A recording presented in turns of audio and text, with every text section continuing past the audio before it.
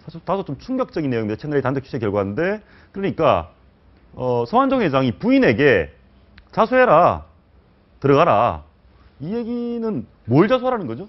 지금 그 밝혀진 바로는 뭐냐면은 그 베트남에서 그 큰 건물을 지었지 않습니까? 랜드마크 70이. 네, 그랬는데 거기에 시행사를 했던 회사가 있었는데 그게 경남 비나라는 회사인데 그 회사의 대표가 이 성완종 회장의 부인이었는데 그 회사를 운영하는 과정에서 비용을 과다하게 예상하든가 해서 거의 한 100억 원 정도의 돈을 빼들어서 비자금을 만든 의혹이 있었다라고 합니다. 성 회장 입장에서는 본인은 정치하고 하면서 아무 관계 없고 결국 그 돈 같은 경우에는 자기 사모님이 돈을 자기 처가 했기 때문에 결국 그런 점에 있어서 당신의 책임으로 인해서 내가 이렇게 수사받는다는 것은 부당하니까 당신이 들어가서 수사를 받아라 하는 취지로 얘기를 했다고 하는데 결국 사실 사망하기 직전에 왜 그 자원조사와 관련해서는 혐의가 없는데 왜 내 아이와 가족에 대해서 캐느냐라고 해서 토로를 했다는 얘기하고는 예. 사뭇 다른 것이어서 또 파문이 일고 있는 것 같습니다. 예, 변호사님, 그런데 보니까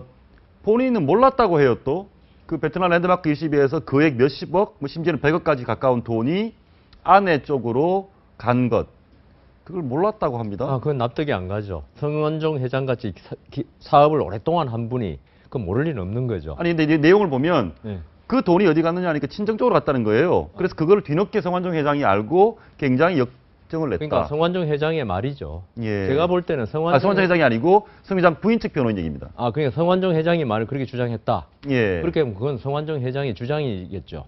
예. 왜냐하면은 성완종 회장같이 기업을 오래 한 분들 계속적으로 재기 의지가 있지 않습니까? 예. 이런 상태에서 특별 사면 2번, 이번에 3차 사면까지도 엄청나게 노력했다 그래요. 예. 왜냐하면 정치적인 재기 욕심이 있기 때문에 그런 상황에서 본인이 그런 비자금 관계를 전부 다 알고 지시했다 그러면 또 처벌받으면 일어서지 못하죠.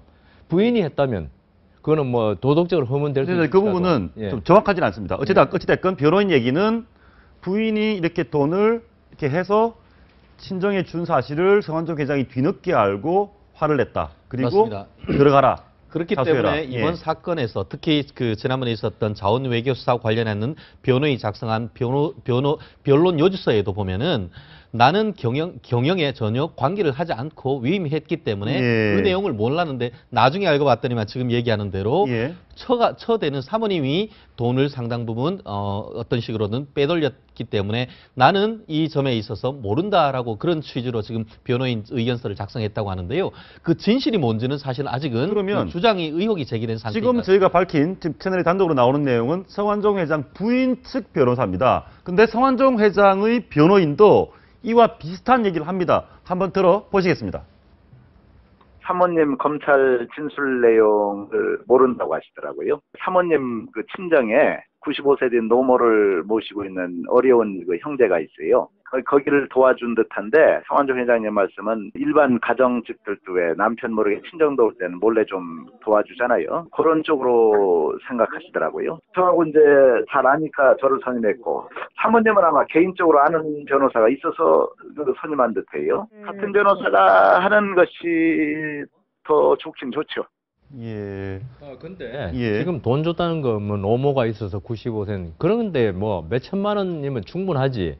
지금 성완종 회장의 횡령은 몇십억대 이런 게 지금 문제가 안 됩니까? 거기에 보면 이 기간이 굉장히 길고요. 긴 기간 동안 18억, 30억 이런 얘기를 하니까 성완종 회장 부인 측 변호사가 뭐 아마 그쯤 되지 않겠냐 뭐 이런 비슷한 취지의 얘기를 했습니다. 예단은 할 수 없습니다만 지금까지 검찰 조사에서 나온 사실은 예. 이 성완종 회장의 부인이 경영했던 회사를 통해서 그 돈을 빼내는 수법으로 비자금을 조성했다. 그렇죠. 네, 이 부분까지는 검찰에서 확인이 된 거거든요.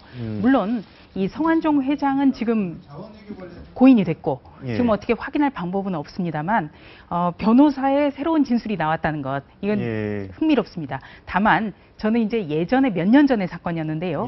그 예전에 한나라당 한 중진 의원이 정치 자금을 거액으로 받은 혐의로 검찰 조사를 받았는데 그때 내가 아니라 부인이 받았다. 나는 몰랐다.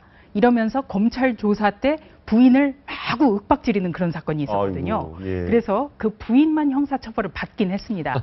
하지만 입증은 안 됐지만 참 심정적으로 이게 가능할까 이런 의구심은 계속 남았던 사건이 있습니다. 앵커께서는 지금 양쪽 변호인의 말이 일치하고 예. 그러니까 그 부인 쪽 성완종 회장 주장대로 부인이 돈을 그런 측면이 있지 않을까 이렇게 말씀하시는데 보인다는 거죠. 저도 제 견해입니다. 사실 예. 제가 확인은 이거는 그 이쪽 변호사가 동일인이 하면 이게 이해가 지금 충돌되거든요. 그럼 변호사 윤리상 같이 선임 못하게 돼 있습니다. 아까 오병주 변호사는 뭐 같이 선임하면 좋죠 그랬는데 지금 서로의 주장이 반대되는 쪽으로 가고 있지 않습니까? 예. 어쨌건 그게 진실이건 아니건 이럴 때는 한 변호사가 할 수 없습니다.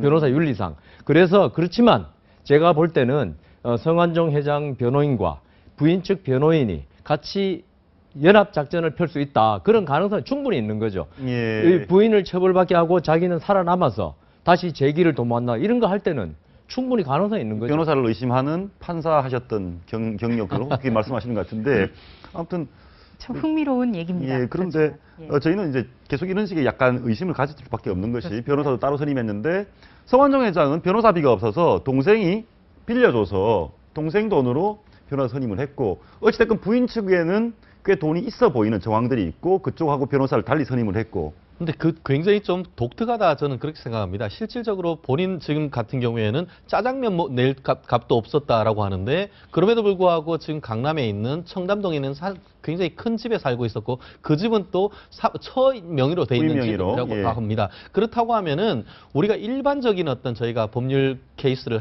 해보다 보면은 예. 일반 기업인들 같은 경우에는 어떤 법적 책임을 질 경우가 항상 있기 때문에 본인 명의로 해놓는 재산을 해놓은 경우는 정말 찾아보기가 어렵습니다. 예. 보통 보면은 처라든가 다른 차명으로 해놓은 가능성이 있는데 모르겠습니다. 지금 뭐 아까 지금 나오는 바로는 처되는 분도 사업을 했다라고 하기 때문에 재산이 있다라고 할 수도 있겠지만 예. 실제로 지금 그 돌아가신 이 성완종 회장이 사업을 하면서 본인 명의는 없지만 실질적으로 재산을 다른 명의로 해놓은 상태에서 지금 그 둘 간에 어떤 식으로건 둘 중에 한 사람을 살아남기 위한 어떤 전략을 구사했을 가능성은 여전히 남아 있기 때문에 수사하는 입장에서는 어떤 일방의 어떤 주장, 변론 요소에 담긴 주장보다는 객관적인 돈의 흐름을 통해서 진실을 깨내가고 있을 거라고 저는 생각합니다. 둘 중에 하나 살아남는다면 누가 살아남는 게 이익이겠습니까? 앵커께 한 문제 질문해 예, 볼게요. 그거야 뭐 글쎄요. 뭐 그건 좀 답을 못 그리고 내리겠는데. 지금 성완종 회장이 뭐 짜장면 것까지 없었다 그러는데 저거는 두 가지 의미죠. 내가 이 정도로 깨끗하게 살았다. 그걸 갖다가 과시하기 위해서 일부러 그랬을 수도 있고 그다음 성완종 회장 같은 경우는 돈 뿌린 게 천문학적인 금액을 뿌렸지 않습니까? 예. 또 이런 분들이 자기하고 이해관계가 없는 부분에서는 돈을 엄청나게 아끼는 또 면이 있어요. 자수성가한 분들이. 아낀다고 해서 스님한테 뭐 그거는 밥값 내기 하고 근데 이제 중요한 거는요. 이번 검찰 수사가 처음에는 자원외교 개발 의혹 예. 여기에 대한 수사에서 여기에 대해서는 별다르게 나오지 않았고요. 예. 그리고 나서 진전된 게 바로 이제 비자금 문제였습니다. 예. 그런데 이 비자금이 바로 성완종 회장의 부인이 경영했던 회사를 통해서 조성된 비자금이라는 것이 나왔죠. 예. 그래서 이제 그 검찰에서는 오늘 채널A가 단독으로 보도해드리고 있는 예. 이 성완종 회장 부인의 변호인 예. 이 부분도 관심을 가질 수밖에 없을 것 같습니다. 예. 만약에 사실이라고 하면 지금까지 드러난 정황들이 자기가 그렇게 돈을 주고 평소에 도와줬던 정치인들도 자기 다 모른다 하고 전화도 안 받고 네. 자기 측근들은 자기를 배제하고 따로 대책회의를 하고 심지어는 오너 회장이 전화를 하는데 전화도 안 받고 그리고 가족에게서도 뭔가 서로 의견이 좀 맞지 않는 상황이 생기면 정말 고립무원. 제 생각에는 그 고립무원도 뭐 제가 자꾸 의심해서 예. 왕인한테 미안하지만 전략일 수 있죠. 전략일 지금 수 있어. 상태에서 서로 이야기를 맞춰버리고 통화한 내역이 밝혀지면은 예. 이 부인 보고 자수해라까지 말을까지 했다는 거 아닙니까? 이건 예. 정상적인 상태는 아니죠.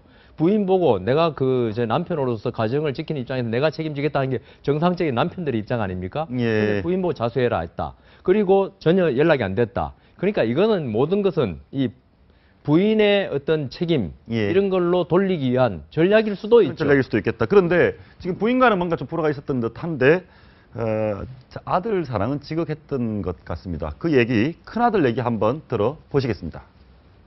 여기 장부라든가 이런 거에 대해서는 혹시 알고 계신 거는 있나요? 저는 뭐 얘기 들은 그 받거나 이런 얘기를 듣거나 유족들은 따로 뭐 자료를 드리고 그런 건 없어요.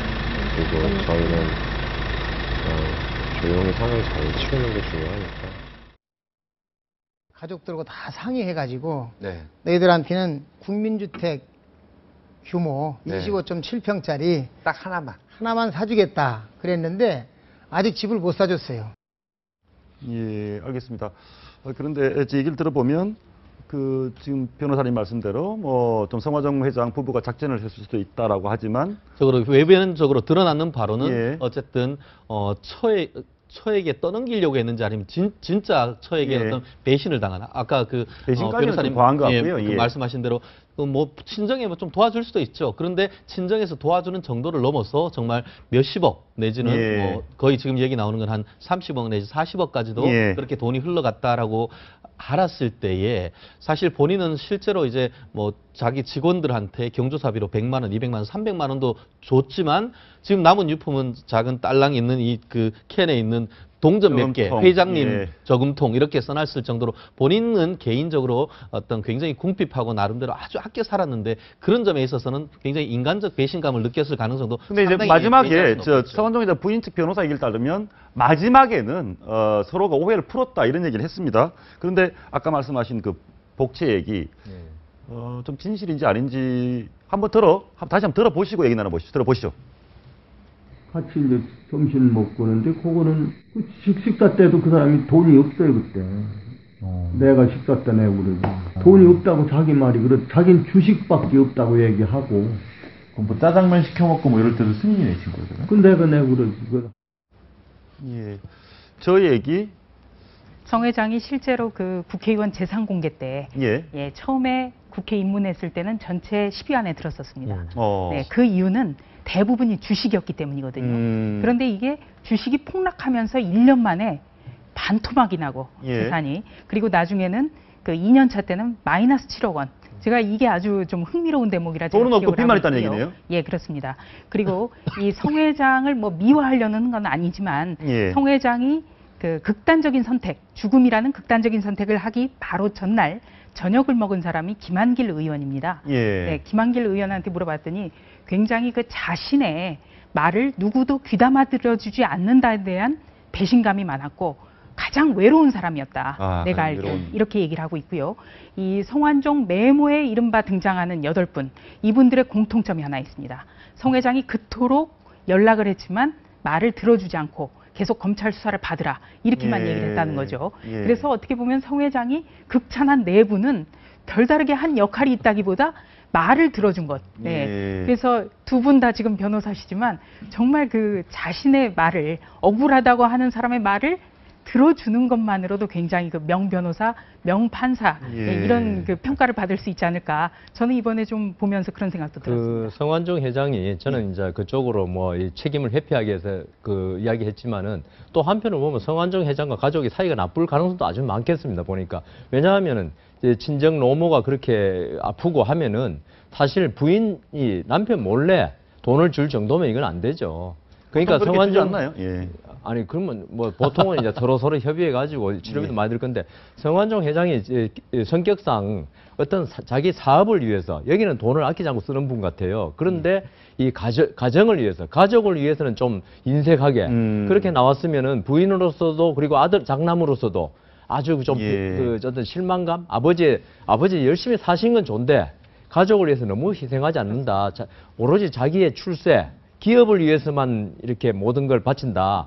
이렇게 되면 우리 그 뭐 요새 어린 애들도 그렇잖아요. 아버지가 맨날 일한다고 늦게 들어오고 이러면 아버지하고 점점 멀어지잖아요. 그 식으로 이 가족들이 이 성완종 회장하고 상당히 멀어졌을 가능성이 있다. 그렇기 때문에 성완종 회장 부인이 이렇게 그 기업 아까 GBK라 그랬나요? 그걸 맞습니다. 운영하면서 따로 돈을 마련했을 가능성도 있고 진짜 성완종이 몰랐을 가능성도 전혀 배제할 수는 없습니다. 어쨌든 매우 외로운 사람이었습니다.